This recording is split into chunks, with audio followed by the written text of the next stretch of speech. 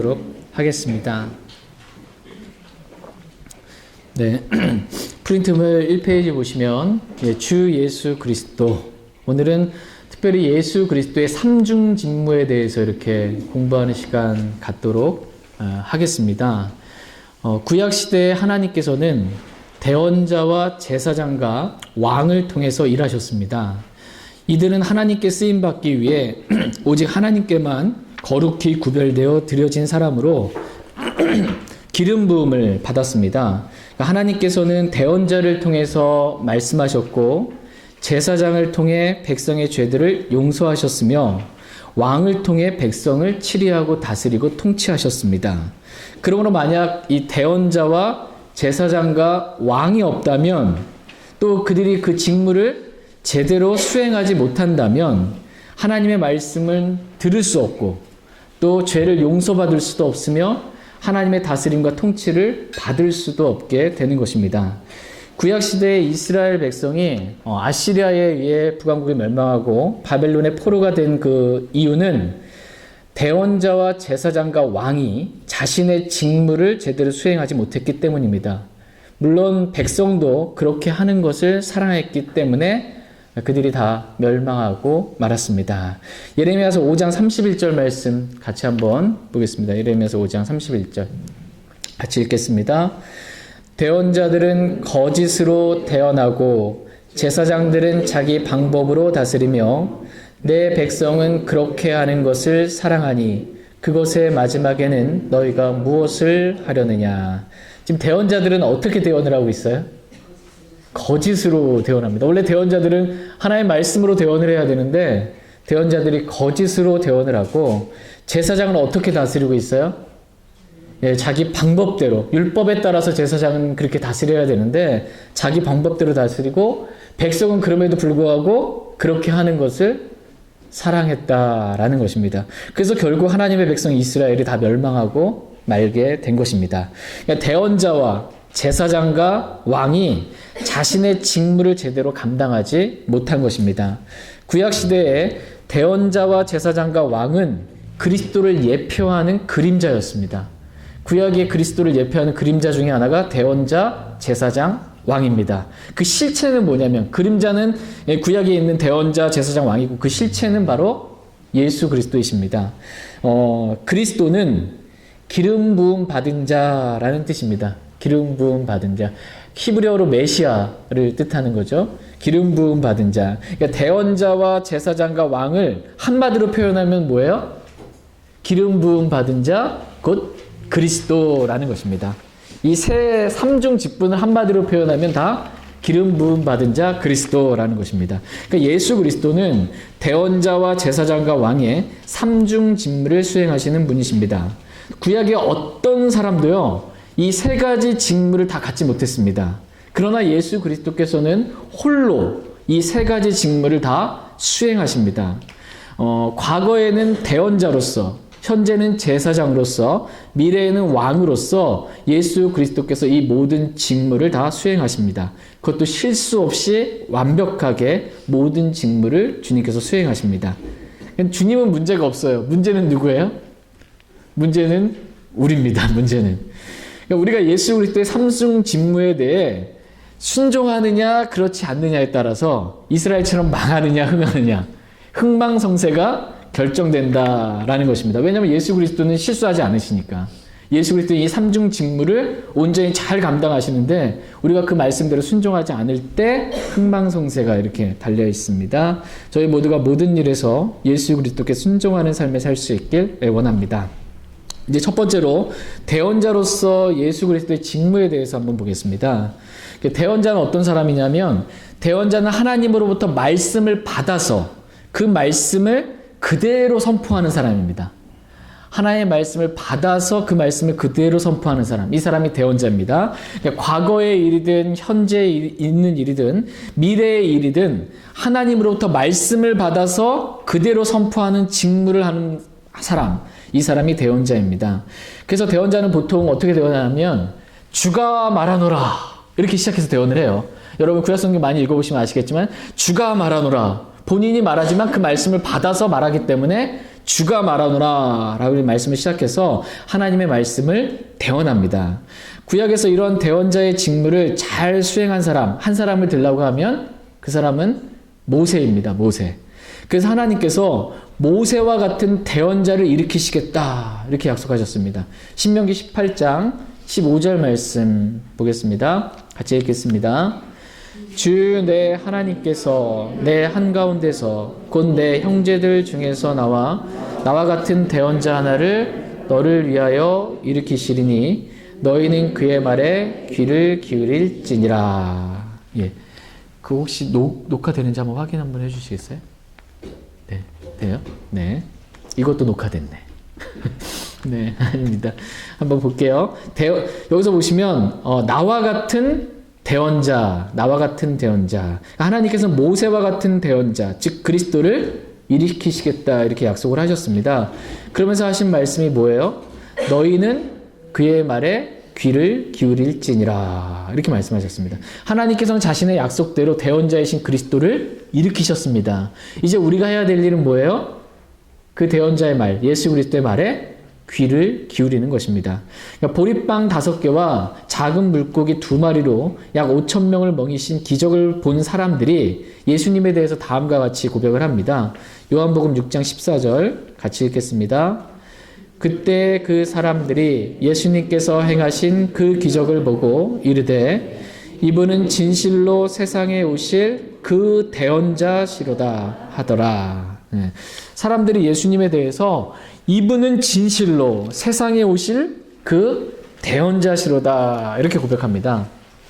그러니까 하나님께서 일으키시겠다라고 약속하신 모세와 같은 그 대언자라고 예수님을 인정하신 것입니다. 이와 같이 많은 사람들이 예수님을 이분은 진실로 그 대언자시로다 이렇게 시인을 했습니다. 예수님께서도 자신을 향해서 내가 대언자라고 이렇게 말씀하세요. 내가 대언자라고 말씀하시면서 대언자가 예루살렘 밖에서 죽을 수는 없느니라 이렇게 말씀하셨어요. 대언자는 구약시대에 보면 참 대언자 있죠. 바르게 대언하는 대언자 늘 핍박을 받았습니다. 예레미야 선지자처럼. 그래서 핍박받고 돌에 맞아 죽는 거예요. 그렇게 이스라엘 백성이 죽였어요. 예수님도 대언자로서 그렇게 내가 예루살렘 밖에선 죽을 수 없고 내가 여기서 대언자로서 말씀을 선포하다 죽는다라는 겁니다. 그렇게 주님이 여기서 내가 대언자로서 죽겠다 이렇게 말씀을 하십니다. 대언자로서 예수 그리스도께서는 하나님께로부터 받은 말씀만을 신실하게 대언했습니다. 요한복음 12장 말씀 보겠습니다. 요한복음 12장 49절 50절 49절 제가 읽겠습니다. 나는 스스로 말하지 아니하였고 나를 보내신 아버지께서 내가 이룰 것과 말할 것을 친히 내게 명령으로 주셨느니라. 나는 그분의 명령이 영존하는 생명인 줄 아노라. 그러므로 내가 무엇을 말하든지 아버지께서 내게 말씀하신 그대로 내가 말하노라 하시니라. 49절에 보면 나는 스스로 말하지 아니하였고 이렇게 말하죠. 대언자는 스스로 말하는 사람이 아닙니다. 만약 대언자가 하나님께로부터 받은 말씀이 아닌 스스로 말했다라면, 자기 뜻대로 뭔가를 말했다라면 그 대언자는 죽으리라 이렇게 말씀하고 계세요. 대언자가 주가 말하노라 라고 주님의 이름으로 대언했는데 그 대언이 안 이루어졌어요. 그러면 주님께서 주신 대언이 아니니 그는 거짓 대언자니 죽이라는 것입니다. 그러니까 구약시대 때 대언자의 임무는 목숨 걸고 해야 될 일이었습니다. 구약시대 때는 하나님의 말씀 받아서 과감하고 이렇게 한다든지 하면 가는 겁니다. 그냥. 그 대언자의 임무를 예수님께서는 오직 주님께서 나에게 말씀해 주신 그대로, 하나님께서 말씀해 주신 그 말씀만 내가 말한다라고 이 땅에서 그렇게 말씀하셨습니다. 이 대언자로서의 직무를 예수님께서 완벽하게 수행하신 것입니다. 그래서 예수님께서 내가 무엇을 말하든지 예수님께서 아버지께서 내게 말씀하신 그대로 내가 말하노라 라고 말씀하셨습니다. 대언자로서 예수 그리스도께서는 자신의 죽음과 부활에 대해서 요한복음 2장에서 대언해 주셨습니다. 성전을 헐라 내가 3일 만에 짓겠다. 이것은 성전인 자기 몸을 가리켜서 말씀하셨다라고, 자기 몸에 대해서. 대언자는 뭐냐면 대언자의 기능은 과거에 있는 일들도 하나님의 말씀 받아서 대언하고, 현재에 있는 것도 받아서 대언하고, 앞으로 일어날 일들도 받아서 대언을 합니다.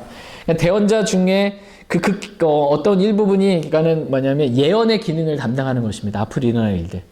네, 전체적으로 관련해서 대언이에요. 하나님의 말씀을 받아서 전하는 거죠. 지금 말하면은 대통령이 이렇게 말하는데 대변인이 있죠. 대변인으로서 이렇게 하나님의 말씀 그대로 받아서 이렇게 말하는 사람입니다.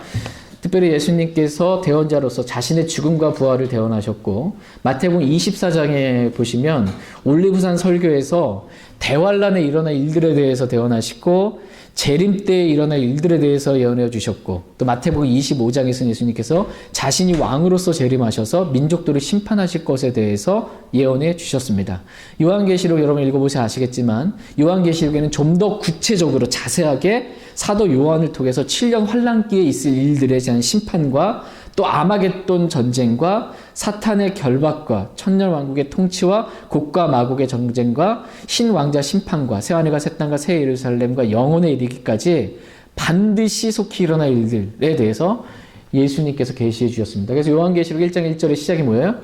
예수 그리스도의 계시라, 이렇게 시작합니다. 예수님께서 계시해 주셨습니다. 대언자로서 예수 그리스도의 사역은 보통 그냥 말하면 창조 때부터 십자가까지로 이렇게 대언자로서 이렇게 사역하셨다 보지만, 주로 대언자의 사역은 성육신 이후서부터 본격적으로 예수님께서 대언자의 사역을 감당하셨고, 또 요한에게 계시한 말씀을 대언자의 사역을 이렇게 우리가 보게 된다면, 요한계시록은 AD 96년에 기록됐습니다. 그래서 대언자와 제사장과 왕의 직무의 기간을 이렇게 딱 잘라서 이렇게 뭔가 나누기는 좀 어렵다라는 것입니다. 여기까지는 대언자의 직무를 담당하셨고, 여기는 제사장의 직무를 담당하셨고, 여기는 왕의 직무를 담당하셨다. 이렇게 딱 칼로 이렇게 딱 자르듯이 뭔가를 그렇게 나눌 수는 없다라는 것입니다. 그러나 보통 대언자로서 예수 그리스도의 사역은 과거에 그러했다, 이렇게 이제 봅니다. 두 번째로 이제 제사장으로서의 예수 그리스도의 직무에 대해서 보겠습니다. 제사장으로서 예수 그리스도의 직무.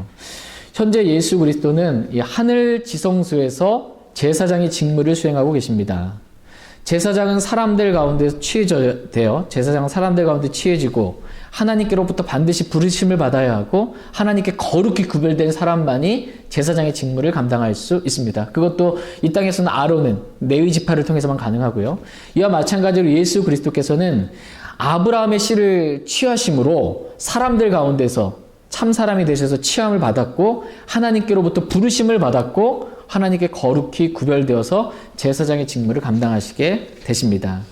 레위의 제사장 체계는 히브리서에 보면 완전하지 못하였다, 이렇게 말씀하세요.